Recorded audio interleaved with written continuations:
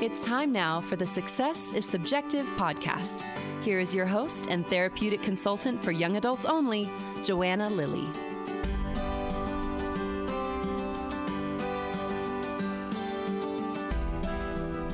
Hi, and welcome to the show. I know the anxiety that comes with watching a loved one struggle with a non-linear path. This podcast was created to fight back against the narrow picture of success painted by social media. Each week we share authentic stories from people who changed course, maybe failed, and ultimately found their own definition of success. These are the stories you need to hear to prove that changing your mind is common and you don't have to have it all figured out at 18. If you're a parent or you're a young adult looking for a little proof, you're home. Now let's get into today's episode. And if you'd like to explore how I can help your young adult, you can always schedule a free consultation through my website link in the show notes. Today, my guest is Risher Reddick. Risher is the executive director of Canopy College Coaching. It's a tongue twister, let me tell you. An online support program for neurodivergent students in college. He's also owner and founder of Red Prep, a test preparation and educational consulting firm. In addition to his work in education, Risher is a theater artist of many stripes, receiving his training as an actor and director at Boston University, Northwestern University, and the London Academy of Music and Dramatic Arts. He lives in Northampton, Mass. With his wife and his son. Let's not wait any longer. Here's Risher.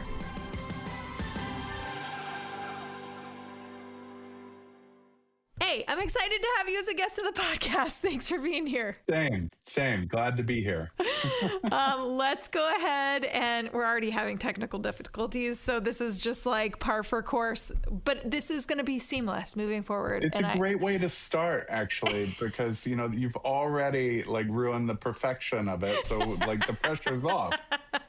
I mean, how perfect for this podcast, truly. Absolutely. Okay. So tell our listeners, where did you grow up and what was the messaging that you were hearing about what you're supposed to do after high school? Oh my goodness. I grew up in a small town in North Florida, a town of like less than 10,000 people.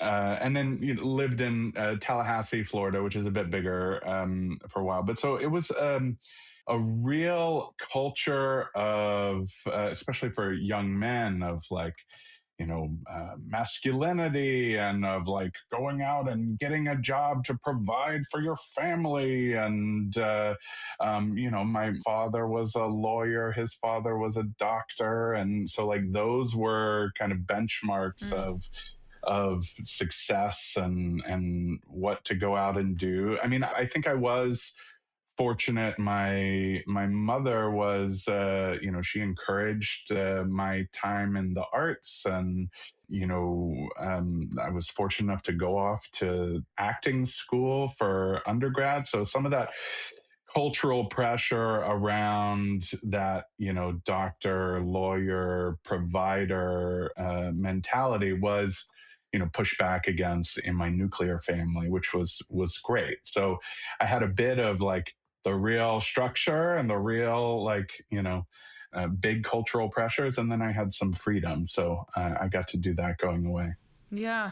Okay. So tell us a little, I mean, like, I'm going to go out on a limb and say that what you're doing now is a little different than what you went to school for in college. So I'm like wildly curious to kind of hear how the journey got you to where you are today. Yeah. But I mean, fill us in. What was it like being in, you know, undergrad focusing on acting? Like that's actually, let me pause and provide a little bit more context to why I asked that question, because I think that's relevant to this podcast. I hear it all the time where somebody talks about how, like, in their heart of hearts, they were an artist, right? In some sense of the word, but because of nuclear family pressures, societal pressures, they always viewed it as like that's just a hobby, right? I'm not going to pursue it. So it's actually pretty rare that I actually get somebody as a guest that comes on and says, hey, I actually got a degree in the arts. So I just wanted to, again, I'm going a little off script here, forgive me, but I'm kind of curious, what was that collegiate experience like? Oh, it was great. I got 2 degrees in the arts, actually. I went to undergrad and it was a fabulous time. I was at Boston University in the acting conservatory there. And for me, as a kid from a small town in the South, it was like being in the big city and exploring arts and getting to dive into a creative field that I did for a long time and still have a bit of that and learned a ton from. It was totally thrilling and delightful and hard. I mean, it's, 12-hour days of classes and rehearsals 6 days a week. It's no joke the work that you do in a conservatory, and it's a lot of eyes on you, like a lot of scrutiny of yourself and your behavior and your talent, and that has its own psychological challenges. But it's a field that can be quite precarious financially, and in starting a family and all of those other pieces, it can be a tough road. There are plenty of people out there who do it, but those early days for me in my young adulthood, unattached, it was totally delightful, and many years of getting to like live on a shoestring and run around making plays and staying out late, and it was great. Where do we take this from here? Like once you graduated, yeah, where'd you go? So, I have a kind of non-traditional story here. So I did that, right? And then I got out of school. And the way I could make money was as a teacher. I had really good SAT scores. I started teaching the SAT. I met up with a bunch of really fabulous folks who had studied at Harvard Graduate School in their education programs that are fabulous. Their arts and education program is one of like the best in the world. And I got to work with all these fabulous people alongside my theater work of teaching and learning how to teach. And the two skills actually go hand in hand, I think. And so for many years, I was doing these things side by side. I was teaching in schools, I was teaching in theater programs, I was teaching in universities, and I was acting and directing. And that went along for a long time, and till those two pieces of my work kind of came together. So I started working more and more with students with some kind of neurodivergence, students who needed a kind of a teacher who could come at it from a unique point of view. And my acting work was really great for that, because actually, being in a scene, like being with someone else and really just listening to what was coming in, being present, responding, those skills were all really valuable as a teacher. And so I started working with more and more students, ADHD, various learning differences, students on the autism spectrum. And that kind of became more and more of my teaching work. And then eventually that just became the thing I was most interested in. And I still do a little bit of acting and directing from time to time, choice projects. But predominantly, I'm working, beginning of day to end of day with folks supporting young adults and some late adolescents on their way to college, helping them navigate their path through the education system and into adulthood. And those skills from being an actor are still really central, both in the way that I work with students and the way that I work with other coaches who work with students. Those skills are key to that. I'm like picturing this, and bear with me, I am not an actor, so I'm just going to front load that, right? Yeah. Zero acting skills or acumen, period. In fact, I'm probably like as rigid as they come. If somebody's like, you should act out a scene, I'm like, I can't, like a robot, right? Like that's what plays out. But as you are describing these experiences that you had as an educator, kind of shifting to really like mirror and match the students that you're working with, I was kind of picturing, and again, bear with me, I'm thinking that like a real actor is almost as, if not the same, attuned, curious, and able to shift like a good therapist in a therapy session, where you are truly, you're not listening to the story being told, but really you're like, there's a secondary level of attunement around what the actual storyteller is saying and doing. So it's less about the message and it's more about the person. Indeed. And the overlap there is big, and the time that I spent a number of years at Shakespeare and Company in Lenox, Massachusetts. And the work that they do there definitely does sort of straddle the theater therapy. I mean, they come from the same root, right? Like, it is where we, see and hear God, right? And the work that we did there, the work that I did there over years, both in education and in training and performance, really melded those sides together. And the way of listening to a person to help them see what they can't see, to take the next step that they can't see, that was so folded into the work that I was doing there with students and professionals, that it got folded into my work as a teacher across the board. And in this realm of coaching that overlaps with the clinical world, it's not the same, but has its foot in there. It's been a really natural fit over the years. And, my wife is a clinical psychologist and, has all the degrees. And our work, we talk about our work, and our work overlaps so deeply. We, we don't refer people to each other, but we often have cases that come across our path where we're like, oh, this person would be perfect to work with you, but I'm already working with them. So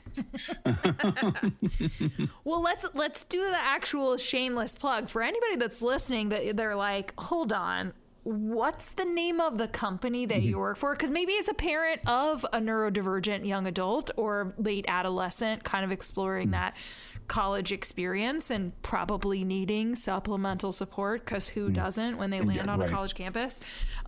What's the business? Yeah, so I am the program director of Canopy College Coaching, and Canopy College Coaching, we do academic, executive functioning, and college life coaching for students, young adults in college. We help them build their, time and task management systems, help them navigate disability services, help them make relationships with their teachers and with their peers, help them socially connect on campus.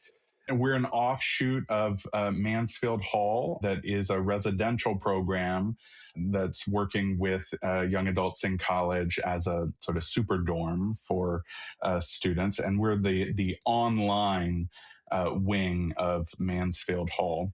We work with students across the country, internationally too, when they travel abroad. And that's really one of the great benefits, I think, of our program, is that because we're working online, we can work with any student, any university, and we can pair them with someone who is the right fit for them, skills wise and personality wise. And we're not limited by geography, right? And so we can have a student working with a coach in Oregon while they're at school in upstate New York. And that's really a great piece of this online revolution that got accelerated with COVID, is, right teacher for right student. It's really, really excellent. I've been evangelizing this for years because I've been working online with students since 2012. And now people have come along. Online is not the right fit for every student at every time, Yeah. but it has opened so many doors for access to great teaching, great coaching, great instruction. So, yeah, that's the spiel on Canopy College Coaching that I think is a really fabulous program. I'm biased because I run it, but Well, let me ask you this question point blank. yeah, Because now that we've heard all of that too, yeah. and I'll say, like, here's my little soapbox of like pre-2020, I was on the fence about like, anything remote or virtual being like the best experience or right resource for young adults.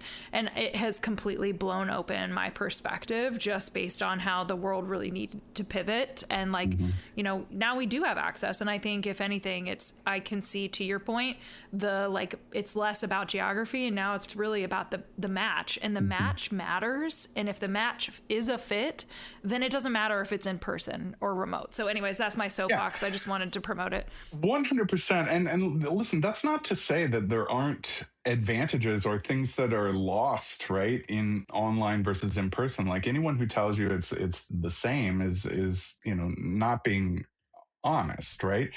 But the losses online versus the gains online, I think there's a wash there. And it depends, right? If the needs really are to be in shared space, to be able to read every bit of that body language, full body in person, then yeah, online is not the best. But you can get most of the way there with that reading of body language through the frame that we get here. And what you get in match, what you get in access, and what you get in lowering of barrier to entry is huge. Like today, I've met with people across all 4 time zones of the United States. I had an international meeting. I did that all right here. I popped out between sessions to see my 1-year-old, and I couldn't do that if I wasn't doing it from my screen like this. Yeah. So I do occasionally meet in person with a student, and it's actually a heck of a lot easier to meet from here than to go into my office I share with my wife downtown. Yeah. Okay, so having heard all of that, do you see yourself as successful? Yeah, gosh, man, I'm mulled over this question because success can be such a loaded word, right? If you went back and you asked my like 19-year-old self if I was successful, they would say, fuck no, geez, like you've gone this other route, and you live kind of a fuddy-duddy life in the country, and oh geez, what a snooze. But here on the back half of life, right, I'm 44, success means so much more to me, about contentment, right, about being here, right, not being too preoccupied with what's coming or what's past, and being content with what is and what I have. And so in that regard, I think I have days when I'm wildly successful, and I have days when I'm, only okay successful.